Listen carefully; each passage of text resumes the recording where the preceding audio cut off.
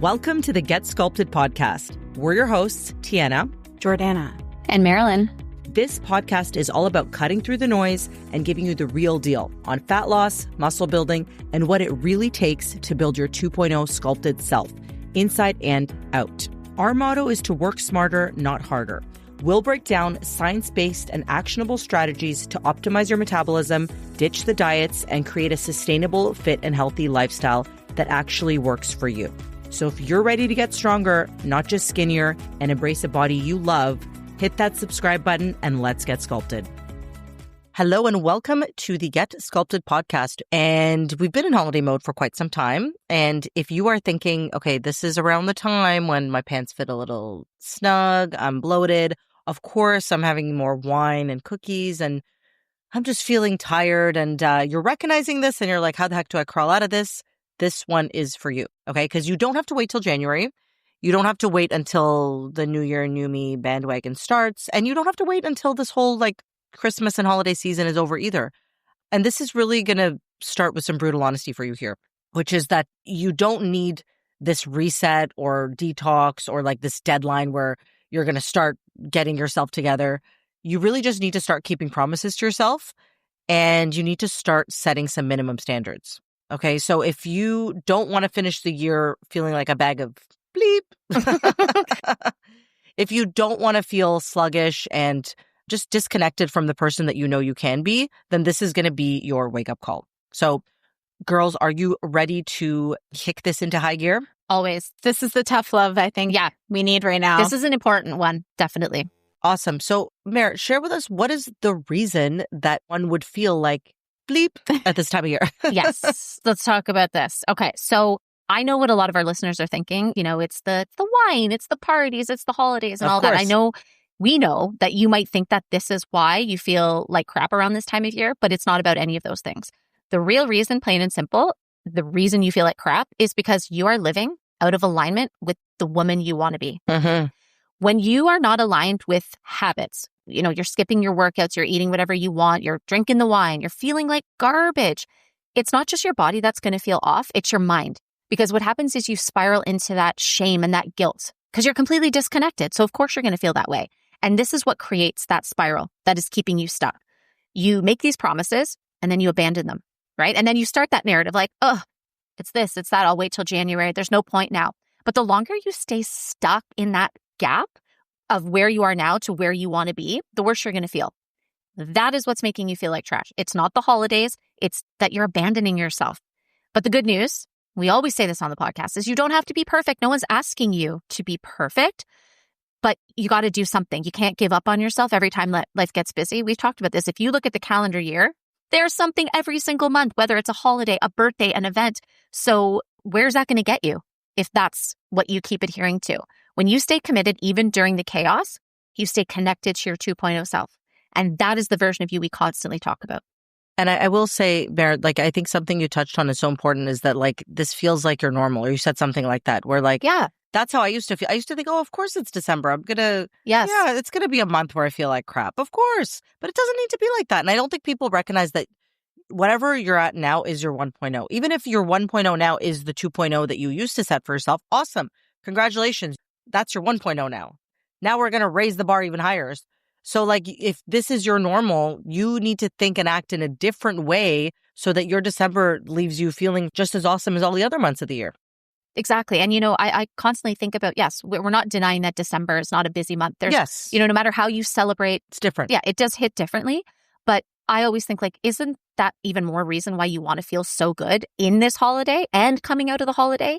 So we have to stop using this time of year as the excuse to abandon everything that we want for ourselves because it doesn't serve you or the people around you. Exactly. So, Jord, I'd love if you could share with us, what is it that people actually need at this time of year?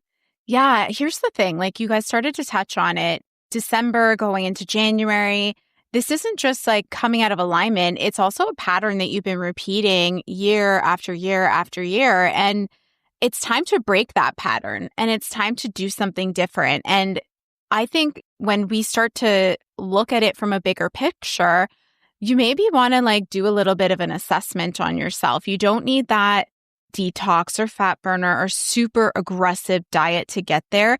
you need some simple structure that you can dial up when things are in place, maybe in January, but that you can dial down to a minimum standard or your bare minimums and be able to say, I'm going to kind of coast through this holiday season with these bare minimums in place, because maintaining is a skill set. Knowing how to keep yourself at your current weight, being able to level out and stay successful is a skill set. So during this time of year, I think the data is like most people gain between 7 and 13 pounds over a holiday season in North America. And that like sounds like a lot. Like I know I'm only 5'2". I have like a short person. 5 or 6 pounds on me is like a whole dress size. So when you think about it being 7 to 13 pounds, that is potential in terms of weight gain. Not all of that is fat. We know that. Some of that is water from salt retention and maybe less movement and all of that stuff. But there's some fat there. Yeah. There is some fat there. And we really want to start thinking about, how do you go into that last stretch of the holiday season differently?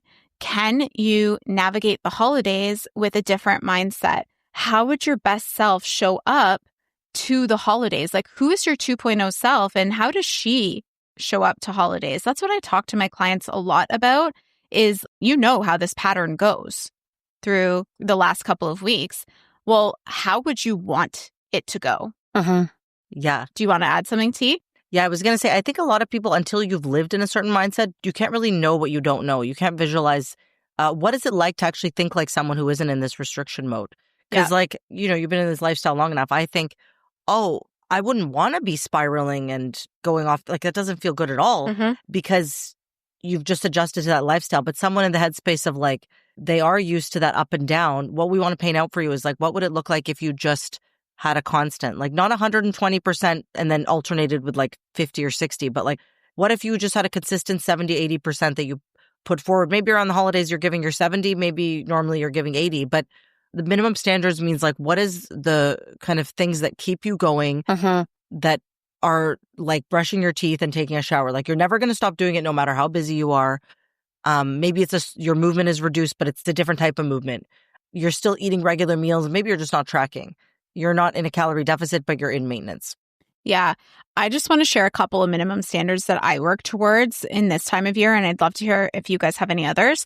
But for me, my step goal remains a constant. I usually dial back workouts to 3 times a week and hitting them around 30 minutes, which is less volume than I do typically. And then my third one is that I'm not actually usually in a fat loss phase. I usually bring my calories up to maintenance on purpose. And I'll strategically do that with a number of my clients, especially if they have a really busy holiday season with a lot of stuff or a lot of travel, different holidays that they're, with different families a lot or they're away. And I find it gives people an opportunity to practice what does maintenance look like, because that is a skill set and you do need to have an opportunity to know what that game plan is going to look like for you. But those are some of my bare minimums that I have been practicing this season. What are some of yours? I'm similar to you. So I do maintain my training schedule. Yeah, me too. However, I become even more strict with my boundaries. So, I do have a big family. We do a lot of stuff. So this is where planning is so important, because I look at the week ahead and I'm like, okay, what commitments do I have that I can't get out of? Family, friends, whatever it is. Not that I want to get out of them, but you know what I mean? Like, what do I have to do? Where are my workouts going to go? Not like an afterthought. So my workouts stay intact, but they become even more intentional. And this is where that flexibility has to come in. So maybe, I typically work out 4 days a week at 5 o'clock. Maybe this day I have to work out at this time, and this day I have to change it to this time. So it's having that flexibility without being rigid, but knowing that, like, I don't want to give up on myself. For me, Jordan, I do the same thing. I typically bring myself to maintenance, just understanding that I'm definitely going to be having a few more family meals than normal. However, one of my bare ass minimums is that I still build my plate based around the same principles that we do with our clients. So I will front load my protein. I will prioritize that. I will be mindful of how many, desserts or things like that. Like, I use all of those still. For me, it's just dialing it back just a bit. But I have been on the other side where I come out of the Christmas holiday. I don't drink, by the way, but I feel hungover. Like, I'm in a food coma. I'm sleep deprived. Why? And I don't enjoy the holidays as much as I do now that I honor those boundaries. Those are my bare ass minimums. This is such a good conversation because some of these I never realized that I have shifted over the years, and it's helped me so much. Number one, the not drinking has been massive. When I tell you how many calories I've saved, it was also the Christmas cookies, but it was definitely those holiday parties. And then also, like, I don't have food at home that is just tempting just because it's what everyone does. Like, I remember I used to bake cookies and leave it in a jar on the counter. And now I'm like, I like cookies, but like, I'm going to get plenty of cookies. Like, why am I baking a batch of cookies just to have? Like, what good is that doing? Also, like, just buying Christmassy stuff from Costco, like the desserts. I'm like, that is all around me. Like, when I go to a Christmas party a few times this year, I'm going to get that. Why do I need a big tray of like these 1,000-calorie Nanaimo bars?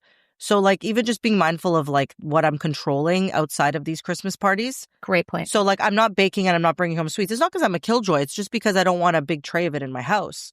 I'm fortunate. I actually really like having a small family and having low key because I love quiet time. I get overstimulated. Maintaining my consistent meals is huge. So like no matter what happens, like I never miss my meals and bringing meals out, like normalize that year round. That's something I always do is like a day out with a family. I used to think, oh, okay, I'm just not going to bring anything. We'll go where the wind takes us. And if we all stop at whatever, South Street Burger, then so be it. Like there's nothing wrong with that once in a while. But like I've also normalized like, hey, I actually brought wraps for everybody. And then, hey, I brought carrot sticks and cucumbers and edamame beans. Yeah. And I love that. I think that's great. right? Absolutely. And I'm saving tons of money and, you know, protein bars as well. Like we'll all have a protein bar. It's better than eating out and getting something random. So, and it prevents you from getting stuff you really don't want to. Like you said, like if the whole family's like, we're going to go to the burger joint as a planned outing, cool. yes. But not like, oh my God, we have nothing here. We're starving. We need to stop at McDonald's. That's what that alleviates as well, which is so smart. And if it's not a heck yes, it's a no. That's one thing I always practice. Again, it's not like I'm a killjoy and I never eat these things, but it's different than why am I paying $20 for some burger when I have Kirkland burgers at home? Yeah. You can make the choice consciously and with intention as opposed to mindlessly because you're in the moment. Yep, totally. Exactly. So that's just planning ahead. Just the same thing. But see, this is what I mean. This is the minimum standards that don't change over the holidays. I personally do actually go heavier on my training because I definitely am never in a calorie deficit in December. I did a photo shoot once in December 15th and I moved that same day and I don't recommend that. But I remember. Yeah, it was crazy. Yeah. I know. I was like, how did I do? But then it was kind of good because it's like you don't have any time to eat. So like a deficit is no problem. Oh my God. So I would recommend doubling down on, it's a good time to muscle build, I would say too. Like if That's actually a really good point. yeah, like just if you have a home gym, listen, the gym closures get me because we go to Ireland sometimes, as you guys know, for the holidays and they're so different than here. It's like, oh, Yeah, Europe's sorry, very different. gym is closed for like 2 weeks. I hate that vibe. Like, I know everyone always says, like, I like the slow pace of Europe. I'm like, no, I like the fast pace of here. I was gonna say, I like some things. Yeah, I like the gym open. Anyways, if you have a home gym and you're already in a calorie maintenance range surplus, use that to build some muscle. Yeah, I that's love a great that. point. T, let's keep the ball rolling. Can you talk to us about living a fit life and how it doesn't have to be seasonal? So I think that this is exactly what I was talking about is that what is just the person you are? Like I talk about this with Brian all the time is like, you know, when you have kids, you also reflect on like, what do I want to show them? And then you reflect on like, who am I really? What am I showing them? Because I could say one thing, but I'm showing another. Well, when you think like, I'm just speaking for myself, I want to be that person that is, I'm just, you know, the fit person. Like you can tell I work out physically and by my habits.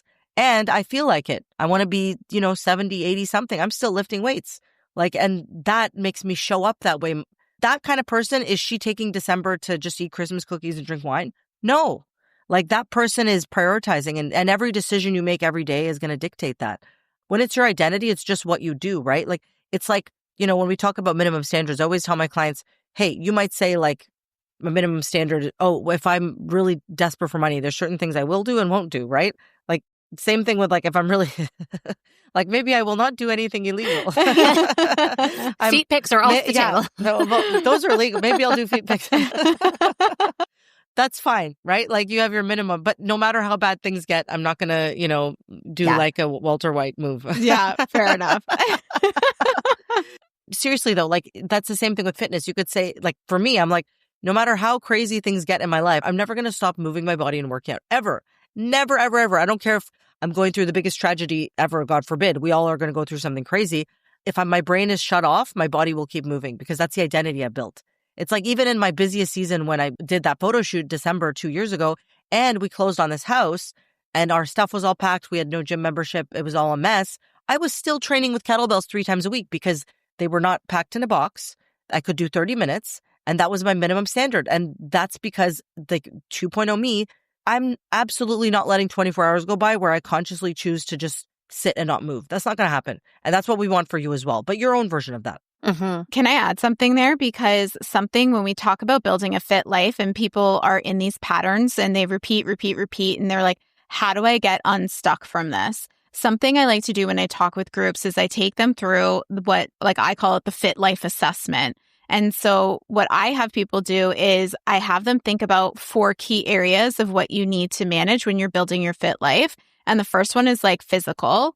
Physical is kind of like self-explanatory. Do you look the way that you want to look? How would you rate that on a scale of 1 through 5? 1 being poor, 5 being amazing, like you're crushing life. So you do that 1 to 5 scale for each of these 4 areas. The first being the physical one. Are you where you want to be health-wise? The second one is how is your mental health? How is your resiliency? How is your stress management skill set? How would you rate that for yourself out of 1 through 5? The third one is actually time management. How do you plan and manage your time throughout the week? Like, do you have the skill set of actually creating time for yourself? Because not everyone does and they need help there. And then the fourth one is family. Like, are you deepening the relationships that are most important to you in healthy ways? And when you talk about zooming out and we're going into a new year and you want to do things differently, like sitting down and doing a little fit life assessment for yourself like this and evaluating, like, is anything a 1 for you right now? Do you feel like you're just in the garbage can with any one of these? Like, or are you doing a 5 in some of them or a 4 or 3 even? And maybe that's not an area of focus for you right now. You'll just keep doing what you're doing. But there is always somewhere to work on and always something that we can dig deeper into. I found a really good way to zoom out, but stay focused on what we need to actually implement to create this fit life that we have. Because for us, it can feel kind of like we've been living that fit life for so long, but to start it from scratch, we need like to create some structure around it. And how do we actually investigate what to make changes to first? Yeah, I like the zoom out before zoom in. That's a good point because I think people get into autopilot too, right? Like we can't take that for granted that some people are just not aware because they have no basis of comparison. Like for us, we know what it feels like to live a fit life. And then let's just say, you let the Christmas season or the holiday season spiral, you feel that very marked difference of, oh my God, I feel like crap right now. Totally. Whereas for some people, and it's not a call out really, it's just for you to kind of take that assessment or that audit. It's like maybe feeling like garbage is your normal. And you don't know what it feels like to actually have this fit life. Because once you have it, you want more of it. And I think that's where a lot of our clients get to that point where they're like, okay, I know what feeling amazing feels like. I know what feeling like trash feels like. I don't want to do that. So now how do I take that assessment and bring me further into my 2.0 self? How can I get closer to that? So I think creating awareness is huge. All right. So I think that we all have a good understanding of what it means to level up to our 2.0 self, what it means to really like zoom out and look at what we're trying to achieve. So now we want to make this practical for you and really give you some tactical stuff to work on. Okay. So we want to break that I'm going to start again next year pattern right now. Want to give you something that you can actually take action on. So Mare, why don't you share a couple tips with us to start? Okay. I want to talk about the movement piece. So first, whatever it looks like for you, you want to set that minimum standard for, let's say, your workouts. For us, we recommend a solid place is a minimum of 3 training sessions per week. And we're not talking about the random stuff. We're not saying like go on your Peloton, YouTube. We're talking about following a set plan that is going to keep things simple for you. Like T said, you were busy. You did that 30-minute kettlebell circuit. It was intentional. It was timely. It was great. We don't want you to chase the burn. We don't need you to feel sore. We just want you to show up at a minimum so you can stay active through the holidays. Do not let that slip. Second, George, you talked about this, making your daily steps a non-negotiable. So maybe your baseline is this. Maybe you have to pare it down a bit. Whatever it is, make a plan for it. And even with the chaos of the holidays, you got to protect it. We've talked about that. Protect your time. This is also, I think we talked about this when it was like Thanksgiving time. Utilize your family. You're going to be with people. Maybe it's like a family activity. Maybe it's like, let's take the kids out for a walk. Have fun with it. But movement is going to help with energy, digestion, right? Because you are probably eating a little more, and that mental health piece. So movement, it's a non-negotiable. It should not be something that you do maybe. Protect it. Lock it in. Protect it. Love that. Jordan, how about you? I'm going to talk a little bit about the nutrition. I'm going to tie it back to that fit life assessment. I really want you to actually do this assessment. When it comes to nutrition, I would pinpoint 2 main factors. If you're not working with a coach and you're not on a specific plan and getting very strategic guidance for your specific life. So what you really want to focus on is making sure that you do have those structured meals in place. Just because you have a holiday doesn't mean it's a good time to skip a bunch of meals and go all in on the one meal to eat all the calories. That's going to be a disaster for you. You really want to have protein at every meal. It's going to help keep you satiated. It's going to help give you energy for your day. And it's going to maintain some semblance of structure as you're going through some of these days that feel like a big mishmash of days just like bleeding into one another. It'll help anchor you. And the second piece is really have a plan for all the desserts and treats and different types of foods that might only be around this time of year. It's really, really easy to fall into this mentality of, well, it's only this time of year that they make this. And then you have like the whole box of it. But what if it's the only time they have it this year and you just had one this year?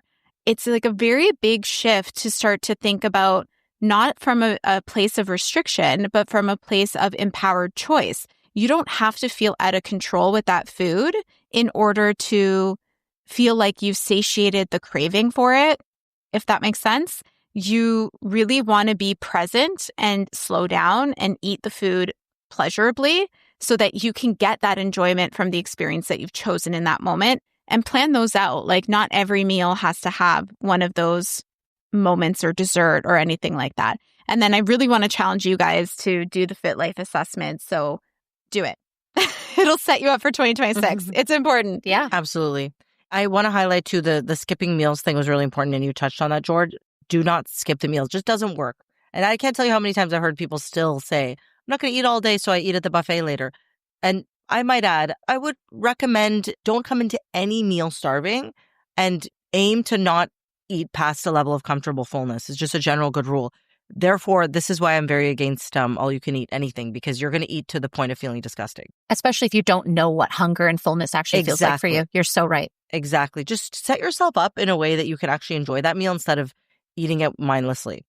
And drinking water, which ties into it too, like, get it in you any way you can, right? Like, part of me, I sound a little mean saying this, but I'm sick of these like tidbits to get your water. Just freaking do it, okay? Like, have an emotional support water bottle like we do. Yeah.